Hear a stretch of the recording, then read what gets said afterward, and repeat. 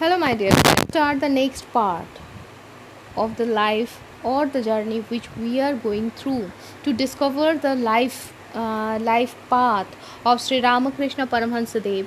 We came to know that Rani Rashmani, after doing her part of duty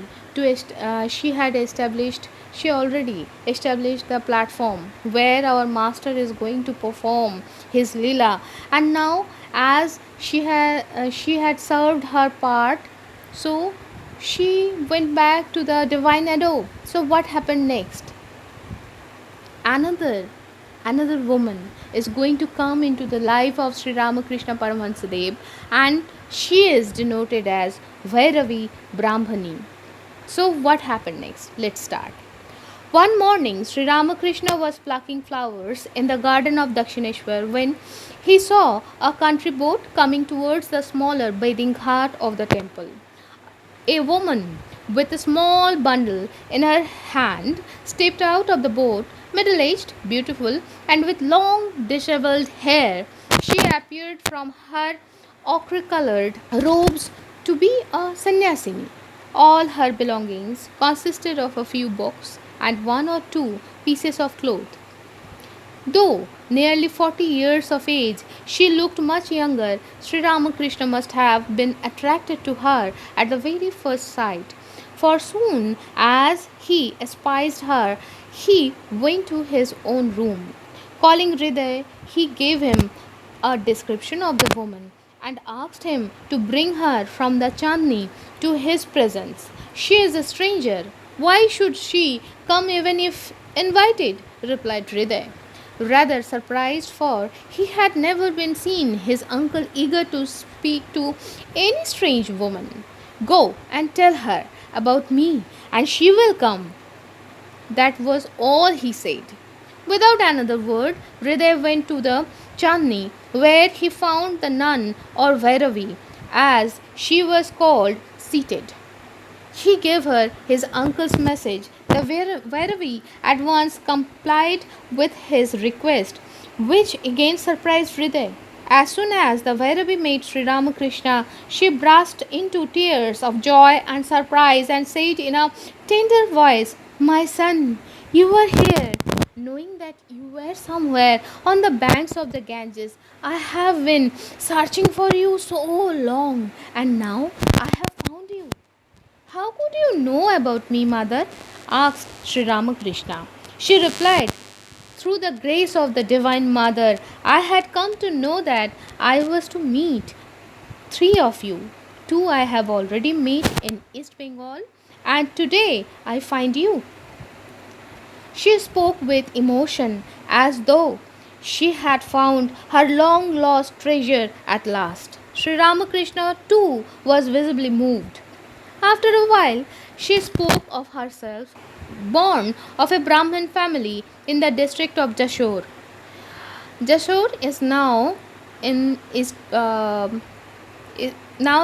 Bangladesh, previously known as East Bengal, and after East Pakistan, now it is Bangladesh. She had come to know through yoga power that there were three great personages in Bengal, to all of whom she was to deliver a certain message. The two she had already met were named Chandra and Girija, both from the district of Borishal.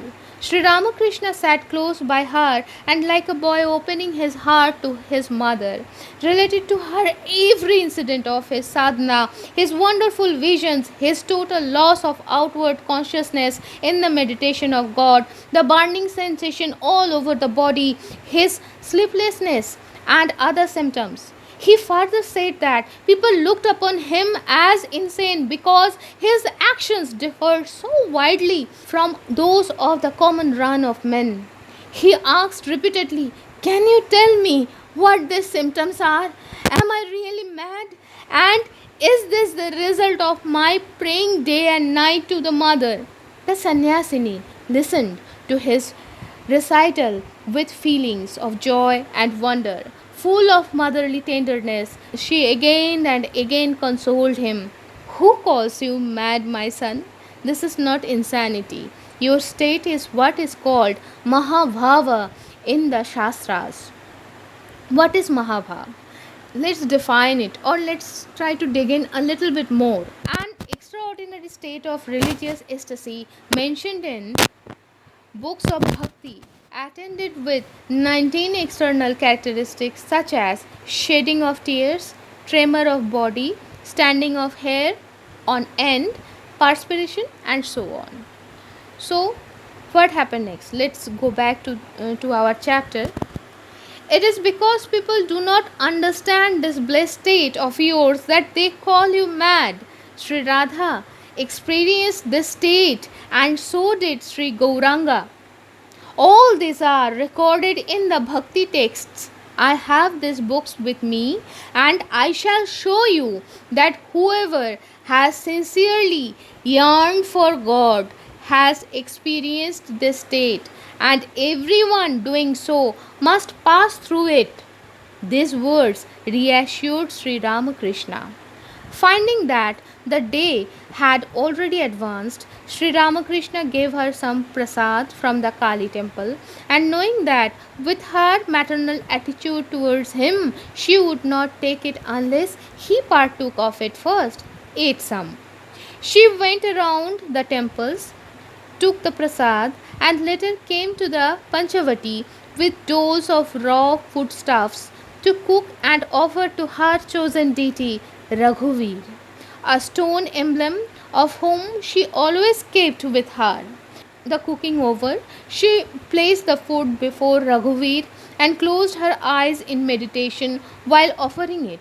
Soon she had a divine vision and sunk in deep meditation. She became totally unconscious of the world. Tears of joy trickled down her cheeks. In the meantime, Sri Ramakrishna had felt a strong urge to come to the Panchavati and appeared there in a semi conscious mood. He advanced to the place where the Bhairavi sat absorbed in meditation. Like a sleeping man, he unconsciously began to take the food offered to Raghuveer. Soon after, she opened her eyes, and a thrill of rapture passed through her as she saw Sri Ramakrishna taking her offerings. For there was a curious similarity between her vision and the scene that was being enacted before her. Yet she could hardly believe her eyes. Sri Ramakrishna, when he recovered his normal state of mind, felt abashed for what he had done. He apologized, saying, "Really, I do not know why I do this kind of thing in a state of unconsciousness." She consoled him with the words, "You have done well, my son. It is not really you, but He who is within you that has done this, as He always does. In my meditation, I clearly realized who did it and why. I have come to understand that there is no further need for my formal worship, which has borne fruit at length." Then, without the slightest hesitation, she took the remnants of the food as sacred prasad, and later on she consigned to the Ganges the emblem she had so long devoutly worshipped, for she had found her beloved deity in the person of Sri Ramakrishna. "I shall learn if thou alone teachest me." This prayer of Sri Ramakrishna to the Mother of the Universe was fulfilled by his meeting with the Sannyasini or Brahmani, as he used to designate her, who came at the psychological moment when he needed confirmation from the scriptures for his various realizations, ridiculed as vagaries of a diseased brain. To Sri Ramakrishna, this was an additional proof that the Divine Mother was guiding him. So, my dear friends, today we are concluding here. So, we came to know that Sri Ramakrishna had met Vairavi Brahmani, who is going to teach something, who is going to move forward, who is going to push Sri Ramakrishna towards his divine destiny a little further.